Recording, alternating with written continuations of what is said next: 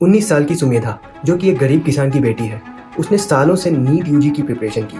उसके पापा, जो कि केवल 1.5 बीघा जमीन के मालिक हैं, वो भी उस जमीन को मॉर्गेज में रख के अपना हर कुछ दांव पे लगा देते हैं अपनी बेटी की एस्पिरेशंस को फुलफिल करने के लिए। उनकी ये सारी उम्मीदें रंग लाती हैं जब सुमेधा नीट यूजी की परीक्षा में 720 में से 620 स्कोर करती है।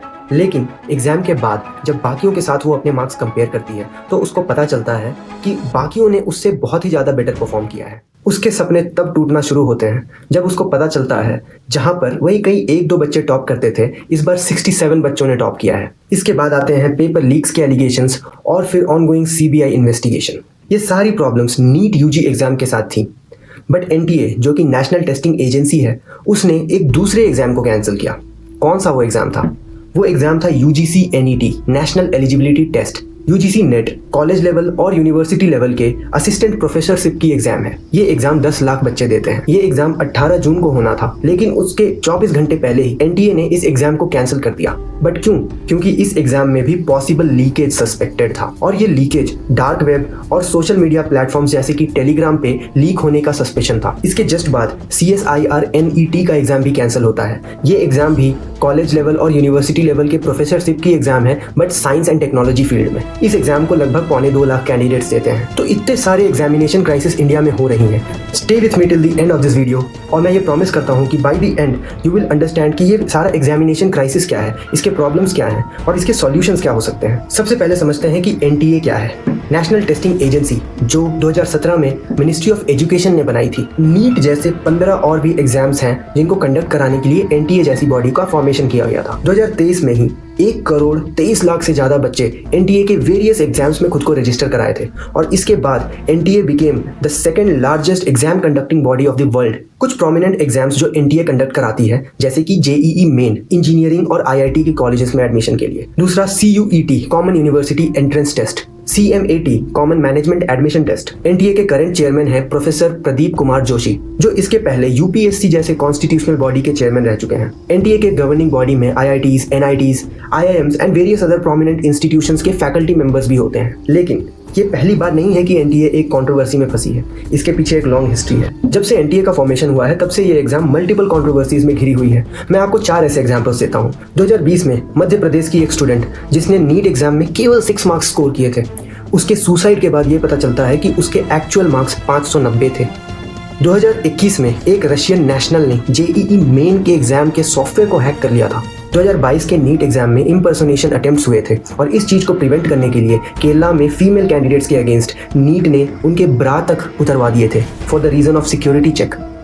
और इस चीज की वजह से नीट के अगेंस्ट पूरे देश में बहुत आउटरीच हुआ था। और 2024 में तो आप देख ही रहे हैं कि एनटीए के द्वारा कराए गए 3 ऐसे एग्जाम्स क्वेश्चनेबल स्टेट्स में हैं। अब अगला सवाल उठता है कि एनटीए इतने एग्जाम्स कराती है, लेकिन इसमें नीट सबसे ज्यादा कंट्रोवर्शियल क्यों हो जाता है?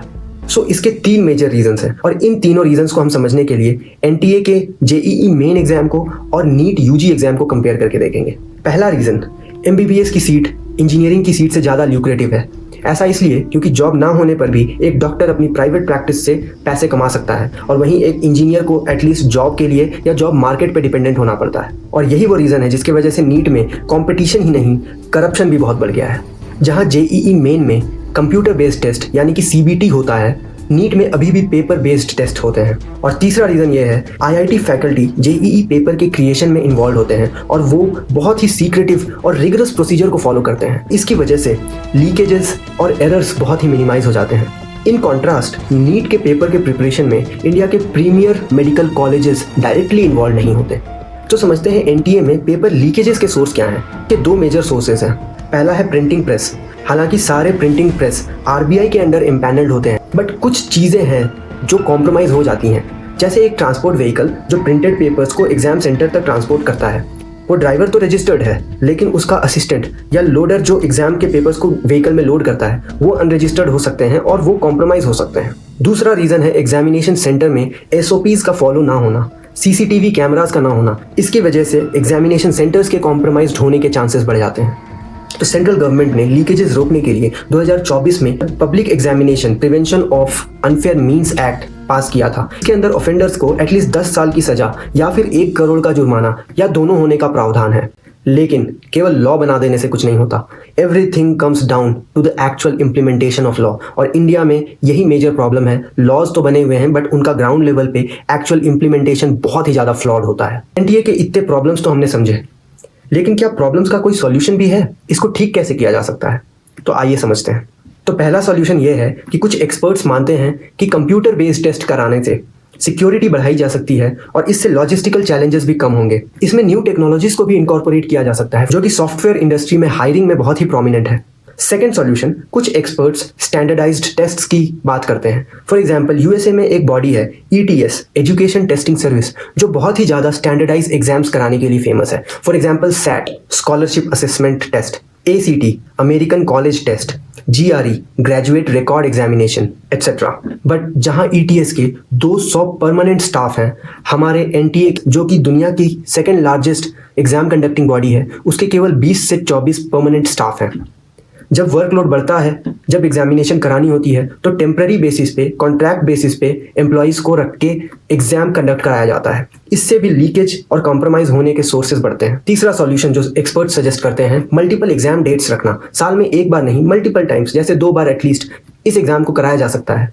इससे स्टूडेंट्स के स्ट्रेस जो है लॉन्गर पीरियड में डिस्ट्रीब्यूट होंगे और उनका मेंटल हेल्थ बेटर रहेगा। तो फाइनली ऐसे सॉल्यूशंस को इम्प्लीमेंट करके हम सुमेधा जैसे लाखों बच्चों के एस्पिरेशंस को, मेहनत को रिस्पेक्ट दे पाएंगे और एक प्रॉपर अपॉर्चुनिटी भी प्रोवाइड कर पाएंगे। So that was it. If you like the content, if you like my analysis, do subscribe and share this video and my channel to your friends and family. That is the best way for people to know about this analysis.